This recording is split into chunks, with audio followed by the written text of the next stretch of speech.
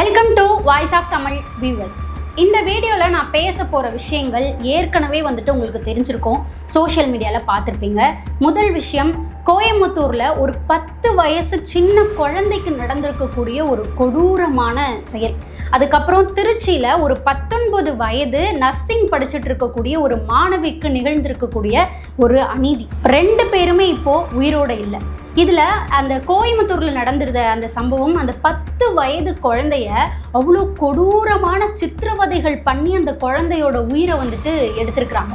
அதுலேயும் அந்த குழந்தைக்கு என்ன மாதிரியான சித்திரவதையெல்லாம் அவங்க கொடுத்துருக்குறாங்க, எப்படி அந்த குழந்தையோட உயிரை எடுத்திருக்கிறாங்க அப்படின்ற விஷயம்லாம் உடற்கூறாய்வு பண்ணதில் வெளியில் வந்திருக்கு இல்லையா.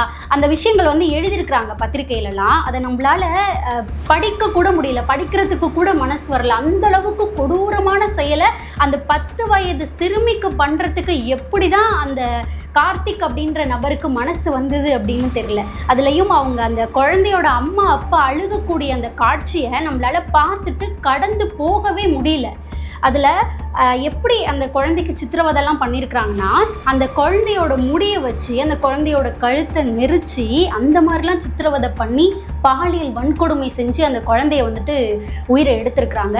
இதில் முகம் தெரியக்கூடாது அப்படின்றதுக்காக அந்த குழந்தையோட கண், மூக்கு, வாய் இது எல்லாத்தையும், அப்புறம் கல், இந்த மாதிரி சில ஆயுதங்களெல்லாம் வச்சு முகத்தை ஃபுல்லாக சிதைச்சிருக்கிறாங்க. அடையாளம் தெரியக்கூடாது அப்படின்னு சொல்லி சிதைச்சி அந்த அளவுக்கு சித்திரவதையை அனுபவிச்சிருக்கிறாங்க.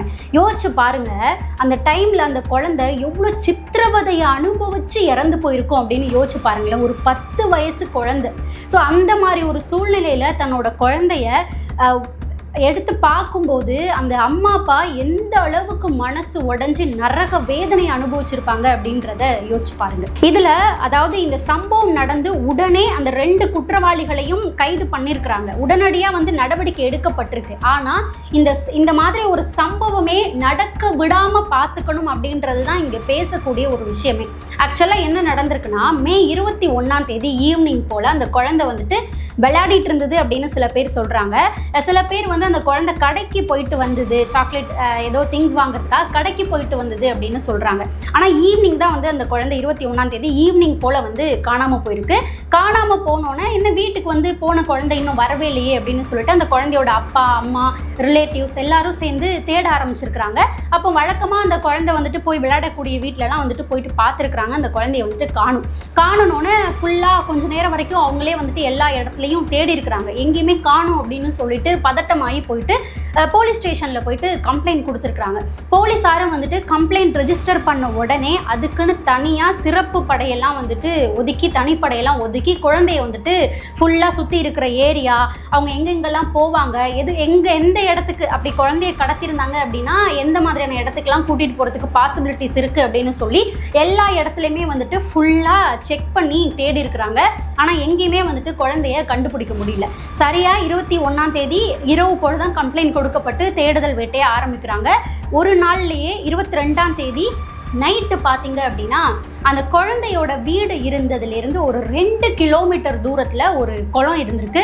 அந்த குளத்தில் இந்த 10 வயது குழந்தையினுடைய உடல் மோசமான நிலையில் கிடச்சிருந்துருக்கு. அதுக்கப்புறம் போலீஸார் அந்த ஏரியாவில் இருந்த பல சிசிடிவி கேமராக்கள், கிட்டத்தட்ட 100 சிசிடிவி கேமராக்களை செக் பண்ணி தான் அந்த குழந்தையை யார் கடத்திட்டு போயிருக்கிறாங்க அப்படின்றதையே கண்டுபிடிச்சிருக்கிறாங்க. இதுதான் முக்கியமான விஷயம். அந்த குழந்தைய கடத்திட்டு போய் இந்த நிலைக்கு ஆளாக்குனது யார் தெரியுமா?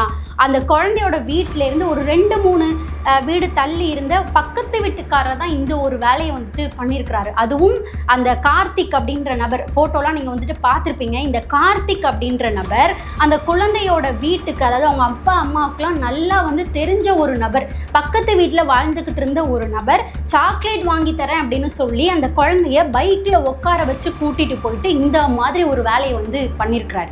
அதாவது பக்கத்து வீட்டு குழந்தை, ஓகே நமக்கு பக்கத்து வீட்டில் தெரிஞ்ச மாமா அப்படின்னு சொல்லிட்டு அவங்க கூட அந்த குழந்தை ஏறி போயிருக்குது. ஸோ அப்போது வெளியில் வெளியில் விளையாடுறாங்க. பக்கத்து வீட்டுக்காரவங்களை கூட நம்ப முடியாத ஒரு நிலைமையில தான் இப்படிப்பட்ட ஒரு சமூகம் நம்மக்கிட்ட இருக்குது. இதில் இப்போது 2 பேரை வந்துட்டு கைது பண்ணியிருக்கிறாங்க. மோகன்ராஜ் அப்படின்ற ஒரு நபர், கார்த்திக் அப்படின்ற ஒரு நபர். இந்த கார்த்திக் அப்படின்ற நபர் தான் அந்த குழந்தையோட வீட்டுக்கு பக்கத்து வீட்டில் இருக்கிறவங்க இந்த வேலை எல்லாத்தையுமே வந்து பண்ணியிருக்கிறாரு. இல்லை அந்த மோகன்ராஜ் அப்படின்ற நபருக்கு இந்த கார்த்திக் அப்படின்ற நபர் பண்ண எல்லாத்தையுமே போயிட்டு சொல்லியிருக்கிறாரு. ஆனால் அந்த நபர் வந்து போலீஸ் கிட்ட சொல்லாமல் எதையுமே காட்டி கொடுக்காம இவருக்கு உறுதுணையாகவே இருந்து ஃபுல்லாக அவரோடைய சப்போர்ட் பண்ணிக்கிட்டு இந்த வேலைக்கு எல்லாத்துக்குமே வந்துட்டு கூட இருந்திருக்கிறாரு அப்படின்னு சொல்லப்படுது. இப்போ அந்த நபரையுமே வந்துட்டு கைது பண்ணியிருக்கிறாங்க. இதில் இன்னொரு முக்கியமான அதிர்ச்சியான விஷயம் என்ன தெரியுமா? குழந்தைய காணும் அப்படின்னு சொல்லி இவங்க எல்லாரும் தேடிட்டு இருக்கிறாங்க. தேடிட்டு இருக்கும்போது இந்த குற்றவாளி கார்த்திக் இருக்கார் இல்லையா, அவர் என்ன பண்ணியிருக்கிறாருன்னா, அவர் எல்லா வேலையும் செஞ்சு குழந்தைய வந்துட்டு உயிரை எடுத்துட்டு குழந்தைய தேடுற மாதிரி அவங்க அம்மா அப்பாவோட சேர்ந்து குழந்தையும் வந்துட்டு தேடிட்டு இருந்திருக்காரு. அதுக்கப்புறம் இப்போ அந்த குழந்தையினுடைய உறவினர்கள், அந்த ஊருக்காரவங்க எல்லாருமே சாலை மறியலில் ஈடுபட்டு போராட்டத்தில் இறங்கி ஹாஸ்பிட்டல் வாசல்லே வந்துட்டு போராட்டத்தில் உட்காந்துருக்குறாங்க. நீதி கிடைக்காம எங்கள் குழந்தையினுடைய உடலை வந்துட்டு நாங்கள் வாங்க மாட்டோம் அப்படின்னு சொல்லி பல போராட்டங்களுக்கு அப்புறம் இப்போ தான் அந்த குழந்தையுடைய உடலையே வந்துட்டு வாங்கியிருக்கிறாங்க. அதுக்கப்புறம் அந்த தொகுதியில் இருக்கக்கூடிய எம்எல்ஏ அந்த சம்பவம் நடந்து உடனே வந்துட்டு பாதிக்கப்பட்ட மக்கள் அவங்க அம்மா அப்பா வந்துட்டு போய் பார்க்குறாங்க ஹாஸ்பிட்டல் வாசல்லையே. அந்த காட்சி எல்லாமே வந்துட்டு சோஷியல் மீடியாவில் வந்திருந்தது. போயிட்டு அவங்கள சமாதானப்படுத்தி ஆறுதல் சொல்கிறதுக்கு வந்து ட்ரை பண்ணுறாங்க. ஆனால் அவங்கள ஆறுதல் சொல்லி தேத்துறதுக்கான வார்த்தைகள் நம்ம கிட்ட கிடையவே கிடையாது. அந்த இடத்துல இருக்கிறவங்களுக்கு தான் தெரியும் அது எவ்வளோ கொடூரமான நரக வலி அப்படின்றது. ஸோ அந்த எம்எல்ஏ என்ன ஒரு விஷயம் மட்டும் சொல்லியிருந்தாரு அப்படின்னா, இந்த வழி வந்து நமக்கு புரியாது, அவங்களோட இடத்துல இருந்து பார்த்தா தான் இது புரியும். ஸோ நம்ம போயிட்டு அவங்களுக்கு ஆறுதலோ காம்ப்ரமைஸோ வந்துட்டு பண்ண முடியாது. ஆனால் நான் ஒரே ஒரு விஷயம் மட்டும் நான் சொல்கிறேன், இந்த மாதிரி கொடூரமான செயலை செஞ்ச அந்த நபருக்கு உச்சபட்சமான கடுமையான தண்டனையை வந்துட்டு நான் வாங்கி கொடுப்பேன், அதை மட்டும் நான் உத்தரவாதமாக இங்கே சொல்கிறேன் அப்படின்ற மாதிரி அந்த எம்எல்ஏ அவருடைய கருத்துக்களை வச்சிருக்கிறாரு. அதுக்கப்புறம் நம்மளுடைய தமிழக முதல்வர் விஜய் அவர்களுமே வந்துட்டு சொல்லியிருந்தாரு. ஸோ இந்த மாதிரி குழந்தைகளுக்கு எதிராக செய்யக்கூடிய இந்த செயல்களை சிறிதளவும் கூட நம்மளால் ஏற்றுக்கவே முடியாது. உச்சபட்சமான தண்டனை, கடுமையான தண்டனை வந்துட்டு அந்த நபருக்கு வாங்கி தரப்படும் அப்படின்றத வந்து சொல்லியிருக்கிறாரு. வாங்கி தரப்படணும். அதாவது மற்ற ஆட்சியில் நடந்தது மாதிரி நடக்கக்கூடாது, பெண்களுக்கு பாதுகாப்பு வேணும், குழந்தைகள் மேலே கை வைக்கக்கூடாது, சட்ட ஒழுங்கு சரியாக இருக்கணும் அப்படின்னு சொல்லி தான் மற்ற கட்சிகளை புறக்கணிச்சுட்டு மக்கள் எல்லாருமே தமிழக வெற்றி கழகத்தை வந்துட்டு சூஸ் பண்ணுறாங்க. அதுலேயுமே வந்து அந்த பாதிக்கப்பட்ட குடும்பத்தினருமே நாங்கள் வந்து என் பொண்ணு வந்து விஜய் மாமாவுக்கு ஓட்டு போடு அப்படின்னு சொல்லி தான் வந்துட்டு நான் போட்டேன், இவங்களுக்கு தான் போட்டேன் அப்படிலாம் சொல்லிக்கிட்டே வந்துட்டு அழுறாங்க. ஸோ தமிழக வெற்றி கழகத்துக்கு மாற்றம் நடக்கணும், பெண்களுக்கு எதிரான குற்றங்களுக்கு உரிய நடவடிக்கைகள் எடுக்கப்படணும், இது மாதிரி ஒரு விஷயமே நடக்கக்கூடாது அப்படின்னு சொல்லி தான் தமிழக வெற்றி கழகத்துக்கே வந்துட்டு தேர்ந்தெடுத்தாங்க. நம்மளுடைய முதல்வர் விஜய் அவர்களும் வந்து கடுமையான தண்டனை அவருக்கு வாங்கி கொடுக்கப்படும் அப்படின்ற ஒரு உறுதியும் கொடுத்துருக்கிறாரு. ஸோ என்ன தண்டனை வாங்கி கொடுக்க போகிறாங்க அப்படின்றத வந்துட்டு நாம் பார்க்கலாம். அதே போல் இன்னொரு முக்கியமான விஷயம் என்ன அப்படின்னா, நடந்ததுக்கு அப்புறம் நடவடிக்கை எடுக்கிறது அப்படின்றது இருக்கக்கூடாது. அப்படி ஒரு விஷயம் நடக்கவே கூடாமல் பார்த்துக்கணும் அப்படின்றதுக்காக தான் நம்ம தமிழக வெற்றி கழகத்தையும் வந்துட்டு சூஸ் பண்ணது. ஸோ நம்மளுடைய முதல்வர் விஜய் அவர்களுமே ஏற்கனவே கொடுத்த வாக்குறுதியே அதுதான், சட்ட ஒழுங்கு, அதுக்கப்புறம் பெண்களுக்கு குழந்தைகளுக்கு எதிரான குற்றங்களில் எந்த ஒரு காம்ப்ரமைஸுமே கிடையாது, என்னுடைய முழு கண்காணிப்புலேயே அது எல்லாமே இருக்கும் அப்படின்னு தான் நம்மளுடைய முதல்வர் விஜய் அவர்கள் வந்து வாக்குறுதியே கொடுத்திருந்தார். ஸோ அதுக்கு தகுந்தாப்புல தான் அவர் முதல் நாள் அவர் முதல்வராக பதவி ஏற்றுக்கும் போதே சிங்க பெண்கள் அதிரடி படைன்னு சொல்லிட்டு அந்த படை அந்த திட்டத்துக்கு தான் முதல்ல வந்துட்டு சைன்மே பண்ணியிருந்தாரு. அதுக்கான வேலைகளையும் அடுத்தடுத்து ஆரம்பிச்சாங்க. ஆனால் அவர் பதவி ஏற்று 12 நாள் தான்ப்பா ஆகுது, அதுக்குள்ளே அவரால் என்ன பண்ணியிருக்க முடியும் அப்படின்னு சொல்லிட்டு நம்ம வந்து அவ்வளோ ஈஸியாக கடந்து போயிட முடியாது. பண்ணியிருக்கணும். முதல்ல அவர் பண்ண வேண்டிய விஷயம் வந்துட்டு அதுதான் பண்ணியிருக்கிறாங்க. பட் இன்னும் வந்துட்டு விரிவாக்கம் செய்யலை. ஸோ எவ்வளோ சீக்கிரம் முடியுமோ அவ்வளோ சீக்கிரம் சிங்க பெண்கள் அதிரடி படை, பாதுகாப்பு படை அப்படின்றத விரிவாக்கம் செஞ்சு அவர் சொல்லியிருந்த விஷயம் என்ன அப்படின்னா, டார்க் ஸ்பாட்ஸ் அப்படின்ற அந்த இருட்டான இடங்களே இருக்காது, அந்த இடங்களில் வந்துட்டு பாதுகாப்புகள் வழங்கப்படும் அப்படின்ற ஒரு விஷயத்த சொல்லியிருந்தாரு. ஸோ அந்த திட்டங்கள் வந்துட்டு சீக்கிரமாக விரிவாக்கம் செய்யப்படணும், அப்போ தான் இந்த குற்றங்கள் வந்துட்டு குறைக்கப்படும். இதில் இன்னொரு முக்கியமான விஷயம் என்ன அப்படின்னா, இப்போ இந்த சம்பவம் நடந்தது இல்லையா, அந்த பகுதியில் வந்துட்டு மின்சார வசதிகள், அந்த ரோட் லைட்டு அதெல்லாம் வந்துட்டு ரொம்ப கம்மியாக இருக்குது அப்படின்ற குற்றச்சாட்டும் இப்போ எழுந்திருக்கு. அப்போ கடந்த ஆட்சியில் அந்த விஷயங்கள் எதையுமே அந்த இடத்துக்கு பண்ணி கொடுக்கலையா அப்படின்ற ஒரு கேள்வியும் எழுது. அது மட்டும் இல்லாமல் அந்த குறிப்பிட்ட இடத்துல இதுக்கு முன்னாடியும் ஒரு சில இந்த மாதிரி கொடுமையான சம்பவங்கள் நடந்திருக்கு அப்படின்றதையும் அந்த பகுதி மக்களே இப்போ குற்றச்சாட்டாக எடுத்து வைக்கிறாங்க. ஸோ அந்த இடத்துல ரோந்து பணிகள், பாதுகாப்பு பணிகள், இந்த மாதிரி பாதுகாப்பு சூழல் கம்மியாக இருக்கக்கூடிய இடங்கள் எல்லாத்தையுமே ஃபைண்ட் அவுட் பண்ணி அங்கே பாதுகாப்புகளை வருகின்ற காலங்களில் வந்துட்டு பலப்படுத்தணும். இது எல்லாத்தையும் தாண்டி இன்னொரு முக்கியமான விஷயம் என்ன அப்படின்னா, தமிழக வெற்றி கழகம் பொறுப்பு ஏற்றதுக்கு அப்புறம் இந்த மாதிரி நடக்கக்கூடிய விஷயங்கள் இதுதான் கடைசியாக இருக்கணும் அப்படின்றதான் அத்தனை பேருனுடைய கோரிக்கையாகவும் வேண்டுகோளாகவும் வந்துட்டு இருக்குது. அதாவது இந்த மாதிரி பெண்கள் மேலேயும் சின்ன குழந்தைங்க மேலேயும் கை வைக்கிறவங்க எல்லாருக்கும் இப்போ நடந்திருக்க சம்பவம், அந்த குற்றவாளிக்கு கொடுக்கப்படக்கூடிய தண்டனை ஒரு பாடமாக இருக்கணும் அப்படின்றதான் எல்லாருமே கேட்டுக்கிறது. ஸோ அந்த அளவுக்கு கடுமையான தண்டனை, மரண தண்டனை அளவுக்கு அந்த குற்றவாளிக்கு கொடுக்கப்படணும்.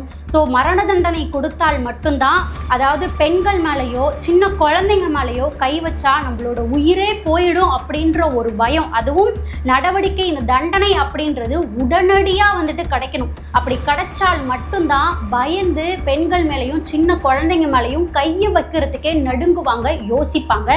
அப்படிப்பட்ட அந்த தண்டனை தான் நம்மளுடைய முதல்வர் விஜய் அவர்கள் கொடுக்கணும் அப்படின்றதான் எல்லாரும் வைக்கக்கூடிய கோரிக்கை. அதாவது இந்த மாதிரி சிறு குழந்தைகள் மேலே கை வைக்கிறவங்களுக்கெல்லாம் அதிகபட்சமாக என்னென்ன தண்டனைகள் கொடுக்கறதுக்கு சட்டத்தில் இடம் இருக்குது அப்படின்னு பார்த்தோம்னா, போக்சோ சட்டம் செக்ஷன் 5/6 மற்றும் பாரதிய நியாயா சங்கிதா BNS சட்டப்பிரிவுகளுக்கு கீழே 12 வயதுக்கு உட்பட்ட சிறுமிகள் வந்துட்டு வன்கொடுமை செஞ்சுருக்கிறாங்க அப்படின்னா அந்த நபர்களுக்கு குறைந்தபட்சம் 20 ஆண்டுகளில் இருந்து ஆயுள் தண்டனை அல்லது மரண தண்டனை வரைக்கும் வழங்குறதுக்கு சட்டத்தில் இடம் இருக்குது.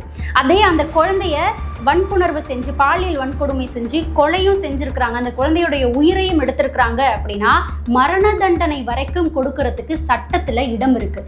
ஸோ இந்த மரண தண்டனை அப்படின்றது தான் இவங்களுக்கு கொடுக்கக்கூடிய ஒரே தண்டனையாக இருக்கணும். அந்த மரண தண்டனை அதுவும் உடனே கிடைக்கணும். அப்படி கிடைக்கக்கூடிய பட்சத்தில் தான் குழந்தைங்க மேலேயும் பெண்கள் மேலேயும் கை வைக்கிறவங்களுக்கு ஒரு பயமும் நடுக்கமும் ஏற்படும். இந்த மரண தண்டனை அப்படின்ற தண்டனை தான் இந்த குற்றவாளிக்கு நம்மளுடைய முதல்வர் விஜய் அவர்கள் வாங்கி கொடுக்கணும் அப்படின்றது தான் இங்கே. ஸோ மரண தண்டனை அப்படின்ற ஒரே தண்டனையை தான் அந்த குற்றவாளிக்கு நம்மளுடைய முதல்வர் விஜய் அவர்கள் வாங்கி கொடுக்கணும் அப்படின்றது தான் இங்கே வைக்கப்படக்கூடிய ஒரு விஷயம். அவருமே என்ன சொல்லியிருக்கிறாரு, முதல்வர் விஜய் அவர்களுமே என்ன சொல்லியிருக்கிறாரு அப்படின்னா, உச்சபட்ச தண்டனை, இது இந்த நடந்திருக்கக்கூடிய விஷயம் ஏற்றுக்கொள்ள முடியாத ஒரு விஷயம், உச்சபட்ச தண்டனை வாங்கி கொடுக்கப்படும் அப்படின்னு சொல்லியிருக்கிறாரு. அந்த தண்டனை மரண தண்டனையாக தான் இருக்கணும் அப்படின்றதா இங்கே ஒருத்தருமே எதிர்பார்க்கக்கூடிய ஒரு விஷயம். ஸோ என்ன நடக்க போகுதுன்றதை நம்ம வெயிட் பண்ணி பார்த்துட்டு அதுக்கப்புறம் நாம் பேசலாம். அடுத்ததாக பார்த்தோம் அப்படின்னா, திருச்சியில் நடந்திருக்கக்கூடிய ஒரு சம்பவம். 19 வயசில் இருக்கக்கூடிய சீதா லக்ஷ்மி அப்படின்ற நர்சிங் படிச்சுட்டு இருக்கக்கூடிய ஒரு மாணவிக்கு நடந்திருக்கக்கூடிய ஒரு அநீதி. அந்த குழந்தை, அந்த பொண்ணுடைய உயிரே இப்போ இல்லை, உயிரோடவே இல்லை, இறந்து போயிட்டாங்க. அதாவது என்னென்னா, திருச்சியில் இருக்கக்கூடிய அரசு பொது மருத்துவமனையில் தான் அவங்க நர்சிங்க்கு வந்துட்டு ட்ரைனிங்குமே எடுத்துகிட்டு இருந்திருக்கிறாங்க. நிறைய மாணவிகள் வந்துட்டு ட்ரைனிங் எடுத்துகிட்டு இருந்திருக்கிறாங்க.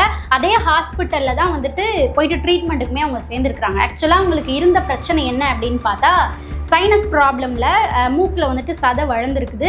அதுக்கு ஒரு அறுவை சிகிச்சை பண்ணுறதுக்காக தான் அங்கேயே வந்துட்டு அவங்க அட்மிட் ஆகிருக்கிறாங்க. 4 நாளைக்கு முன்னாடியே அட்மிஷன் போட்டு அட்மிட் ஆகிருக்கிறாங்க. அவங்க சின்ன சின்ன டெஸ்ட்லாம் வந்துட்டு எடுத்துகிட்டு இருந்திருக்கிறாங்க.